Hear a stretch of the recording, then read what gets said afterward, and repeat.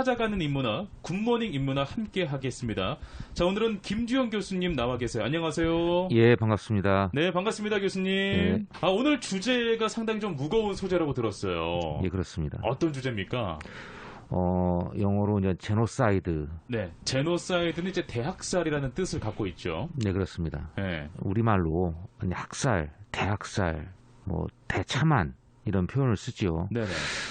근데 이제 이 학살이라는 것은 인간이 인간한테 가하는 가장 최대의 죄악이라고 생각합니다.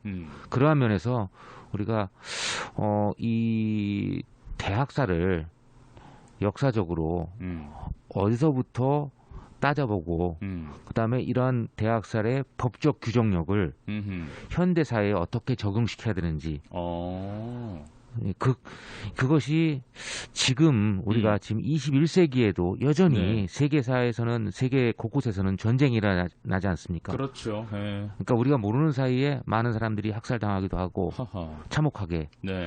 근데 그것이 한 개인한테 한 개인이 개인을 죽이면 우리가 살인죄로다 법정 최고형을 주지 않습니까? 네네. 근데 국가 간에 또는 민족과 민족 간에 그러한 행위들이 특히 근대 이후에 네네. 많이 자행했음에도 불구하고 잘 알려지지도 않고 우리가 먼 얘기처럼 들리는데 예. 저는 이번 기회에 이 대학살 특히 제노사이드라는 이 부분을 가지고 집중적으로 논의하면서 한국인들이 특히 제국주의 시대 일본 군한테 예. 참혹하게 학살된 부분들을 한번 역사의 수면 위로 드러내고 다시 한번 규명하고. 예, 맞습니다. 예. 그래서 다시는 역사에서 이런 일이 반복되지 않도록 미래에 대한 뭐랄까요 엄중한 과거의 경고라고 할까요? 이 부분을 오늘 얘기하고 싶습니다. 네, 알겠습니다. 그 인간사는 전쟁사라고 불릴 정도로 끊임없이 인간들은 전쟁을 일삼았습니다. 예, 예. 세계 속에서 또는 동북아에서 자행됐던 이 제노사이드들은 좀 어떤 것들이 있을지 간단하게 몇 가지 좀 이야기를 풀어주시면 어떨까요? 이제 고대부터 네네. 엄청나게 많은 전쟁들이 그렇죠. 역사에서는 반복되지 않습니까? 네네. 그것이 또 컨텐츠로 개발돼 가지고 게임이라든지 뭐 영화라든지 자, 그런 면에서 봤을 때 인간의 역사는 전쟁과 뗄래야 뗄 수 없는 지금도 여전히 유효하니까요. 네네.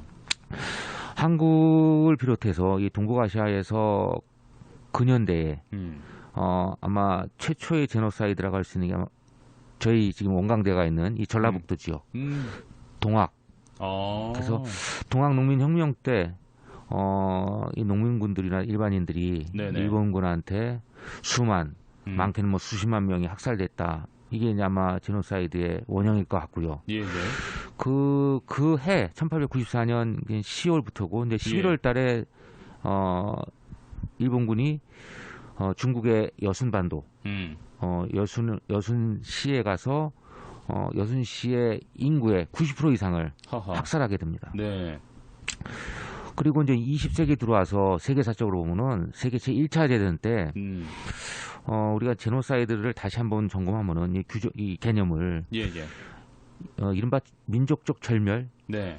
아예 그냥 민족을 청소를 하는 거죠. 그렇죠. 예. 청소죠. 청소한다라는 표현이 무섭게 표현을 하고 있습니다. 그 청소가 굉장히 좋은 의미인데 네.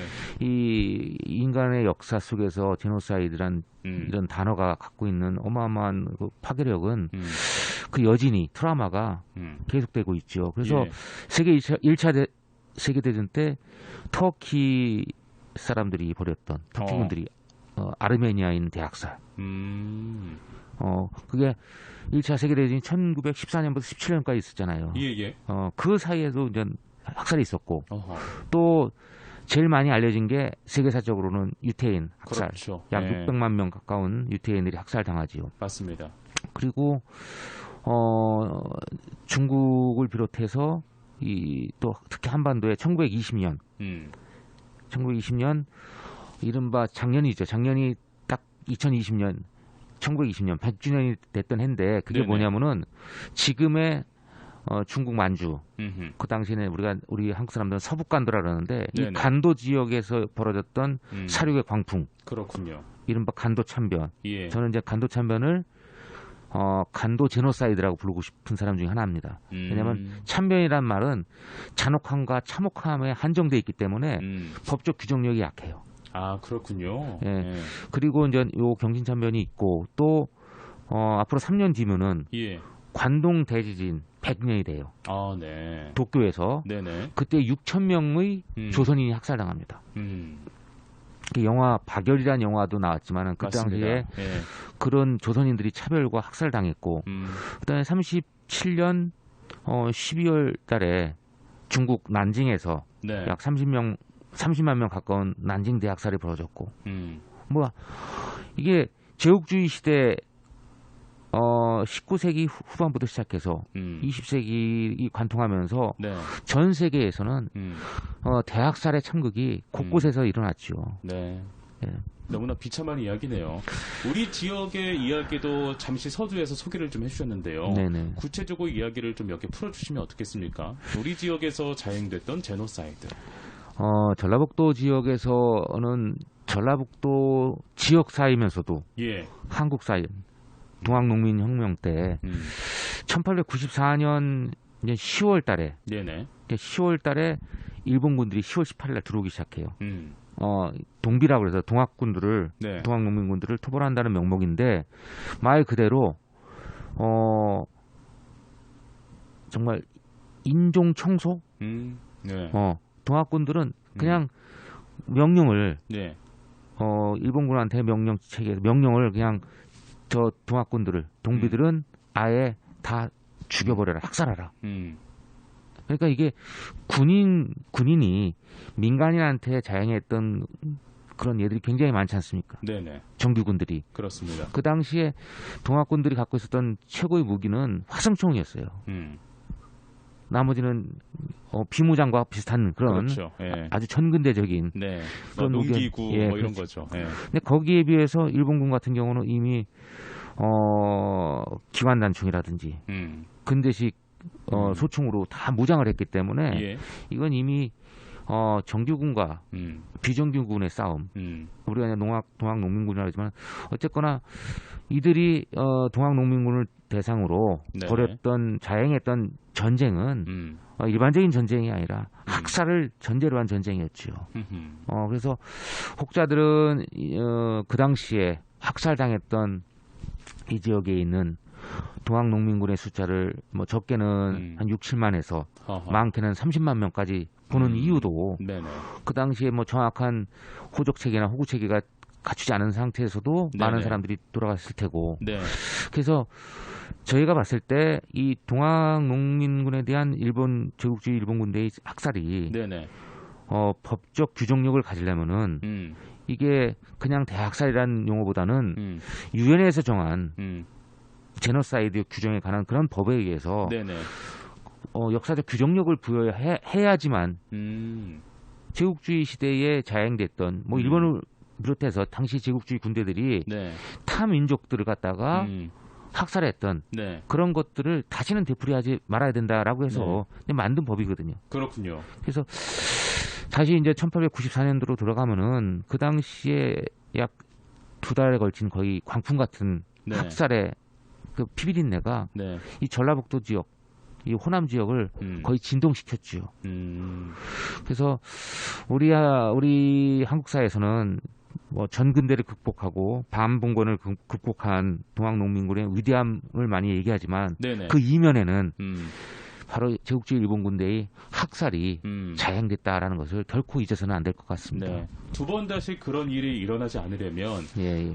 그러한 사건들을 어떻게 우리가 바라보고 어떻게 규정을 해놓을 것인가라는 어떤 제도적인 발판도 굉장히 중요하네요. 그럼요.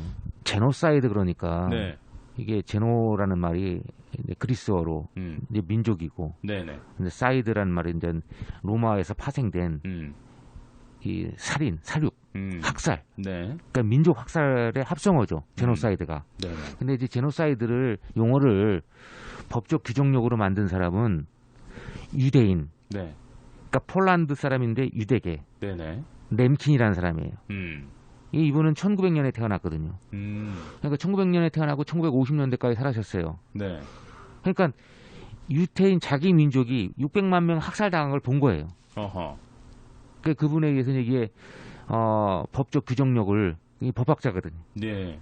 그래서 이분이 이제 제노사이드한 용어를 만들며 정리하면서 유엔에다가 1948년도에 유엔의 제노사이드에 관한 법령 협약이 나와요. 이 이유는 뭐냐면은 아까도 말씀드렸지만 1920년 10월부터 우리는 1920년 10월 하면 한국 사회에서는 청살리 전투, 청살리 대첩을 얘기해요. 네네. 근데 청살리 대첩이 있은 그 당시 그 같은 공간에 그 시간대에 그 다른 마을에서는 또 학살이 진행된 거죠. 그래서 지금 조선인 학살이 그 당시 북간도에서 약 5,000명 가까운 조선인들, 그 가운데는 학교 선생님, 일반 농민들, 이런 분들이 5,000명의 대학살극이 벌어진 거예요. 그리고 장암동이라는 지금 롱징이라는 곳에 연변 자치주 롱징이라는 곳에 한 마을에 장암동이라고 있는데 이 장암동 같은 경우는 40명 이상을 2번을 죽입니다. 한 번 학살하고 또 분풀이로 또 들어와서 또 학살한 사람들을 또 모아가지고 그 시신 위에다가 불을 질러가지고 그 어느 누군지를 모를 정도로 그 시신을 훼손했어요. 근데 이런 상황 속에서 많은 사람들은 야, 너무 참혹하다. 그래서 간도 참변, 병신 참변, 간도 참한 이렇게 불러요. 그런데 그것도 3년 뒤에 도쿄에서 아까 말씀드렸지만 도쿄에서 6,000명의 조선인들을 그냥 뭐 정말로 일반 그 곤충을 죽이듯이 그 정도로 당시에 자위대들이 그 안에서 지키는 자경단들이 조선인을 그렇게 죽였죠. 그런데 그것도 관동 조선인 대학살 이렇게만 나와요. 근데 이렇게 하다 보니까 그냥 역사적 책무로만 교과서에 당시 그냥 이런 사실이 있었어. 정도로만 우리가 인식을 하고 있는 거군요. 그렇죠. 그러니까 참혹하고 힘든 건 기억하기도 싫어요, 사람들이. 그거는 정말로 인간이기 때문에 그 여진 트라우마에서 벗어날 수가 없잖아요. 그런데 이게 5,000명, 6,000명이라는 숫자가 어마어마한 숫자예요. 그럼요. 그런 조선의 민족을, 한민족을 제국주의 일본이 또는 일본군이 학살했을 때 그 책임에 대한 책임 소재가 명확하지 않은 거예요. 그냥 참혹해, 잔인하고 여기서 끝나버리고 끝이에요. 근데 역사에선 우리가 개인적으로 살인사건의 공소시효가 있지만은 역사는 공소시효가 없단 말이죠. 그렇군요. 얼마 전에 뉴스에도 독일의 그 나치에 부역했던 거의 100세 된 사람들을 다시 찾아가지고 간단한 경비만 했는데도 책임을 물었단 말이에요. 맞습니다. 그런데 수천 명, 수만 명 죽였던 제국주의 일본군에 대해서는 일본에 대해서는 2차 세계대전 때 패전국으로 유야무야 그냥 넘어가 버렸어요. 저는 그래서 간도 참변도 그렇고 관동 대지진도 저는 일본 관동 조선인 제노사이드 이렇게 불러야 된다. 명명식을 다시 해야 된다는 거죠. 그래서 당시에 세계 제2차 대전이 끝나고 나서 유엔에서 이게 민족과 민족 간의 전쟁 속에서 무고한 수많은 민간인들이 학살당했는데 그 책임은 어떻게 할 거예요? 더 이상 이런 학살에 대한 책임 소재를 미뤄서는 안 된다 해가지고 48년에 제노사이드에 관한 협약을 맺은 거죠. 그 제노사이드라는 거는 말 그대로 절멸 전쟁이지만 인종 이런 사람에 대한 신체에 대한 것도 있지만은 문화, 역사, 관습, 정신사적인 다시 말씀드리면 역사상에 나오는 하나의 민족에 대한 완전한 훼손이죠. 그래서 이 부분은 국제사회가 간과해서는 안 된다. 그래서 만든 법이 있어요. 법령이 따로 있군요. 제노사이드에 관한 협약에 이거에 따라서 이제 여러 가지가 있죠. 한국사도 마찬가지예요. 현대사도 아픈 제노사이드도 있어요. 그러니까 제가 오늘 말씀드린 거는 해방 이전에 이민족에 의한 우리 민족의 제노사이드 이것을 일본이 계속 자기들이 식민 지배에 대한 반성과 뭐랄까요 그런 깊은 고민도 없이 우리에게는 그런 거 없다라는 것을 여실히 많이 세계사에 보여주고 있잖아요. 예. 선전도 하고. 네.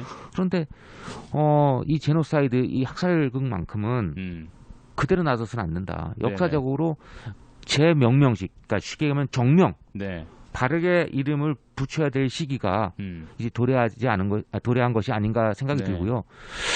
앞으로 우리는 이 문제에 대해서 어떻게 좀 국가적으로나 개인적으로도 처리해야 될지를 고민을 해야 될 것 같습니다. 오늘 이야기를 통해서 우리가 어떤 것을 배울 수 있고 또 우리가 또 어떤 것을 추구하면서 향해 나아가야 하는가도 간단하게 마지막 말씀 듣고 마무리하도록 하겠습니다.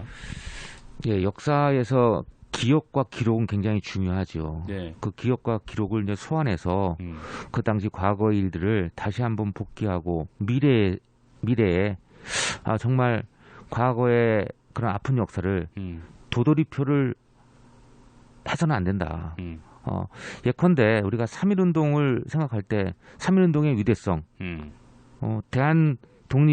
대한민국이라는 것을 선포했고, 그리고 민주공화국을 만들어가는 과정이었다는 그 위대함도 있지만은 네네. 그 과정 속에서 자행됐던 학살, 학살은 잊어서는 절대로 안 되거든. 그렇죠. 제국주의 일본 같은 경우는 가해자이면서도 그것을 교묘하게 빠져나갑니다. 현재도 그렇고. 그래서 이 제노사이드란 무거운 주제지만은 결코 이 무거운 주제가 미래에도 더 이상 무거운 주제로 오면 안 될 것 같다라는 점에서 제가 오늘 제노사이드에서 말씀드렸습니다. 네, 알겠습니다. 자, 오늘 또 다른 시각에서 이 이야기를 펼쳐주시고 많은 또 시사점을 남겨주신 교수님께 다시 한번 감사하다는 말씀 드리겠습니다. 네. 자, 오늘은 HK플러스 동북아시아 인문사회연구소와 함께했습니다. 찾아가는 인문학, 굿모닝 인문학 김주현 교수님과 함께했습니다. 오늘 말씀 고맙습니다. 감사합니다.